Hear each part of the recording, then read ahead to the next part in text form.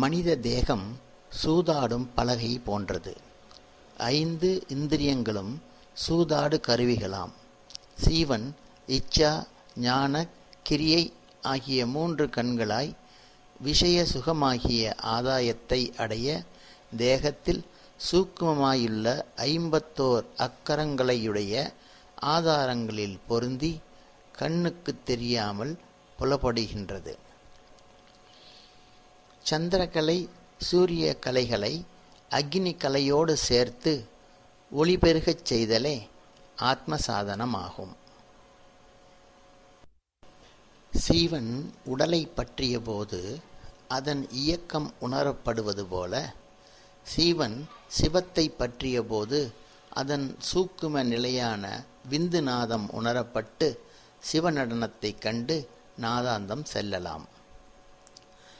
தேக சித்தியை விட ஞான சித்தியே மேலானது.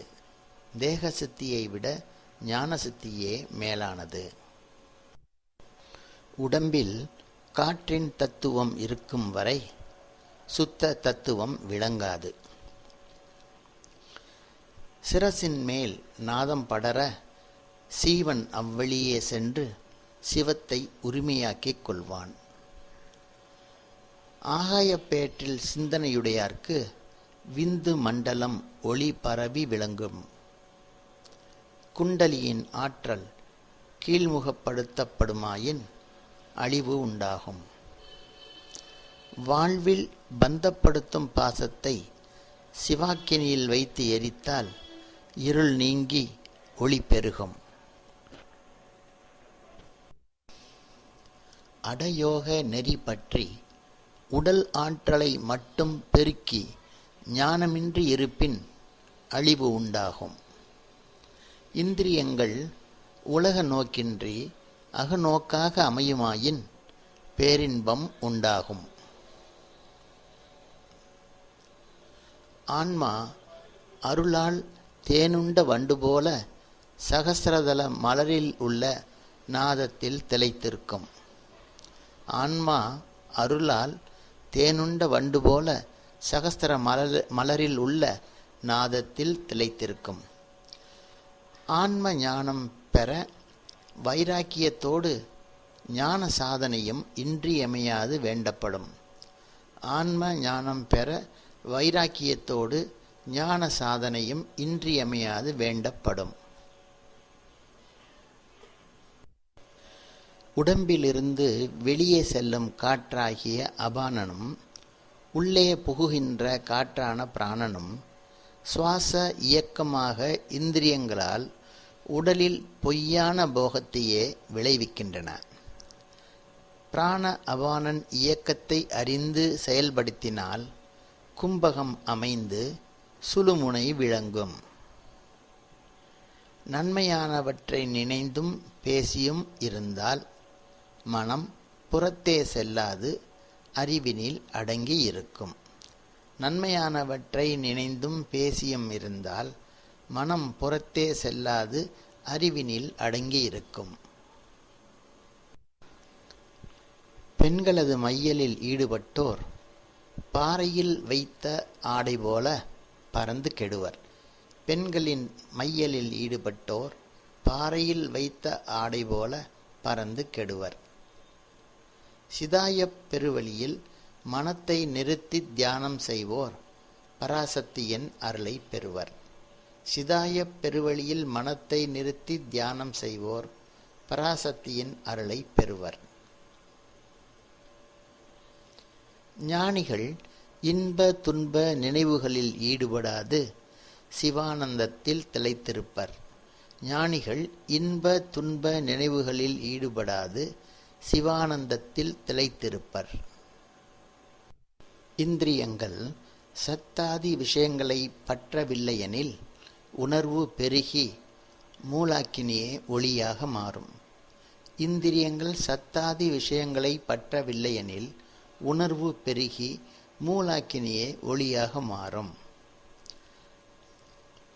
ஆகாயமே எல்லாவற்றையும் தாங்கியுள்ளது என்ற உணர்வு விளங்கிய போது ஆகாயப்பேறு கிட்டும். ஆகாயமே எல்லாவற்றையும் தாங்கியுள்ளது என்ற உணர்வு விளங்கிய போது ஆகாயப்பேறு கிட்டும். பிரம்மம். பிரம்மத்தினிடம் சத்த பரிச ரூப ரச கந்தங்களாகிய தளிர் இல்லை. பிரம்மத்திடம் ஒளியாகிய மலர் உள்ளது. விஷய வாசனையாகிய வண்டு இவ்விடம் இல்லை. நிர்குண பிரமத்தின் அறிவாகிய சிரசை யாரும் காண முடியாது. நிர்குணமான பொருள் கீழேயுள்ள சகுணமான வேரில் கலந்துள்ளது.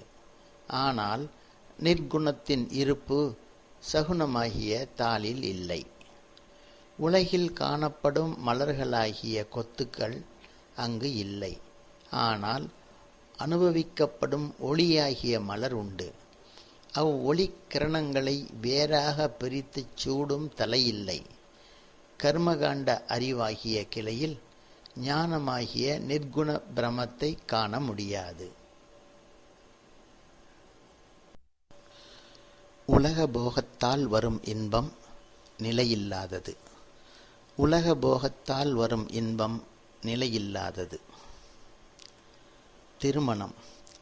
திருமணத்தில் பிறர் அறியச் செய்த கொட்டுக்கும் தானே உரிமையாக அணிந்த தாலிக்கும் இயல்பாகவே உண்டாகிய விளைவுக்கும் இருக்கும் வலிவை விட இறைவன் விருப்பத்தால் உண்டாகும் அருளாசியே மிகவும் வலிவுடையதாகும். இவன் ஞான சாதனையின்றி தர்க்கவாதம் செய்பவர்க்கு அப்பாற்பட்டவன். ஆசா பாசம் நீங்கி சித்தம் தூய்மையானவர்க்கு விளங்கித் தெரிபவன் சிவன். சீவன் இன்ப துன்பத்தை நீக்கி சிவத்தை சேர்ந்து வாழ்வதே முறையான வாழ்வாகும். விந்து செயம் பெற்று சிவத்தை விரும்பி நிற்பின் சீவன் பக்குவப்பட்டு சிவமாகும். சிரசின் மேல் விளங்கும் சந்திர மண்டலத்தை அடைந்தால் பிராணனுக்கு அதிபதியான சூரியனது இயக்கம் கெட்டு பஞ்சேந்திரிய அறிவு செயல்படாது. இதுகாரும் வருத்தி வந்த ஐம்புலன்களை வெல்ல சந்திர மண்டல ஞானமே சீவனுக்கு உதவுவது. சீவன் சிவ ஒளியில் திளைத்திருக்கும் போது பொழுது விடிதல் என்ற ஒன்று இல்லை. சீவன் சிவ ஒளியில் திளைத்திருக்கும் போது பொழுது விடிதல் என்ற ஒன்று இல்லை.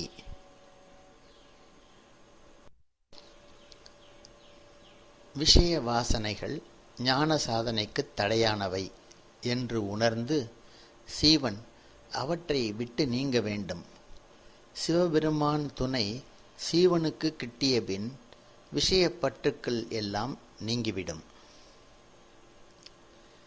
சீவன் இன்பம் பெற தன்னை சிவனுக்கு உரிமையாக்கி விட வேண்டும். சீவன் இன்பம் பெற தன்னை சிவனுக்கு உரிமையாக்கி விட வேண்டும். சந்திர மண்டல ஒளியில் உலகை மறந்து திளைத்திருப்போர் உண்மை துறவியாவார். சந்திர மண்டல ஒளியில் உலகை மறந்து திளைத்திருப்போர் உண்மை துறவியாவர். பயனற்றது. காட்டுகின்ற குறிகளையும் அடையாளங்களையும் கடந்த அந்த மூலப்பொருளாகிய சிவபெருமானை பற்றி வெறும் நூலில் எழுதி வைத்து என்ன பயன்?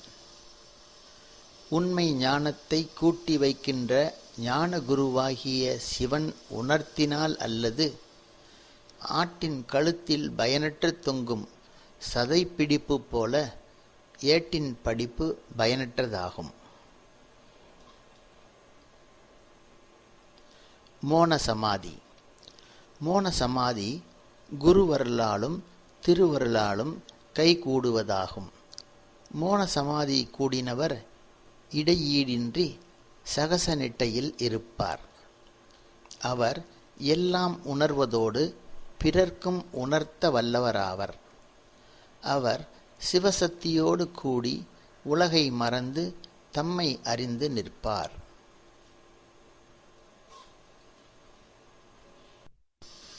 ஞானானந்த அனுபூதியர்க்கே அன்றி பிறரால் சிவானந்த போகத்தை அனுபவிக்க முடியாது. ஞான சாதகர் பராபரப் பொருளை அனுபவிக்கலாமே தவிர முற்றிலும் அறிய முடியாது. சிவானந்த அனுபவம் அக உணர்வில் கண்டு அனுபவிப்பதே தவிர பிறர்க்கு உணர்த்த முடியாது. சிவானுபவத்தில் திளைத்திருக்கும் ஆன்மாவும் சிவமும் நீரினில் கலந்த உப்பு போல வேறின்றி கலந்திருக்கும். ஞான சாதனையில் சோர்வு அடையாமல் நாத சம்மியம் செய்து நாதாந்தம் அடைய வேண்டும். சிவகுருநாதன் விளங்கிய பின் அவனை அடைவதற்குரிய சமாதி பயிற்சி முதலியவை தேவையில்லாது நீங்கி அறிவினால் புணர்ச்சி உண்டாகும். ஆன்மா சீவ எல்லையை கடந்து பரவஸ்துவாகிய பிறகு எந்த இச்சையும் இன்றி நினைப்பும் மறப்புமின்றி அவனே தானாய் விளங்கும். அகண்ட பொருளை ஆராய்ச்சியற்று தெளிந்த சிந்தனையுடையார்க்கு மறைவின்றிச் சிவன் விளங்குவான். ஆதியும் அந்தமும் இல்லாத அரும்பெரும் ஜோதி அணைந்தோரது சிந்தையின் இருளை போக்கி அருள்வான். எண்ணமற்ற நிலையை அடைந்த சீவரை சிவன் ஆசனமாக கொண்டு விளங்குவான். மும்மலங்களையும் கடிந்த ஞானியர் சூக்கும நாதத்தில் விளங்கியிருத்தலால் வாதம் முதலியன செய்யார். மும்மலங்களையும் கடிந்த ஞானியர் சூக்கும நாதத்தில் விளங்கியிருத்தலால் வாதம் முதலியன செய்யார். சிவானந்தத்தை நாடிச் செல்லும் சீவர்க்கு உலக இன்பம் சுவையாக இராது. சிவானந்தத்தை நாடிச் செல்லும் சீவர்க்கு உலக இன்பம் சுவையாக இராது. நான் செய்கின்ற எல்லாம் சிவன் என்னிடமிருந்து செய்விக்கிறான் என்றுணர். அப்படி உணர்ந்தால் வினையின்றி பிறவியை கடக்கலாம். நான் செய்கின்ற எல்லாம் சிவன் என்னிடமிருந்து செய்விக்கிறான் என்றுணர். அப்படி உணர்ந்தால் வினையின்றி பிறவியை கடக்கலாம். எல்லாம் சிவன் செயல் என்றிருப்போர் பிறவியை கடக்கக்கூடும். எல்லாம் சிவன் செயல் என்றிருப்போர் பிறவியை கடக்கக்கூடும். ஆராதாரங்களின் வழியே சீவசக்தி மாற்றப்பட்டு சிரசை அடைந்தபோது சிவசக்தி விளங்கும். ஆராதாரங்களின் வழியே சீவசக்தி மாற்றப்பட்டு சிரசை அடைந்தபோது சிவசக்தி விளங்கும். மனம் அடங்கி வாயு அடங்கி பேச்சற்றிருத்தலே முத்தியாகும். மனம் அடங்கி வாயு அடங்கி பேச்சற்றிருத்தலே முத்தியாகும்.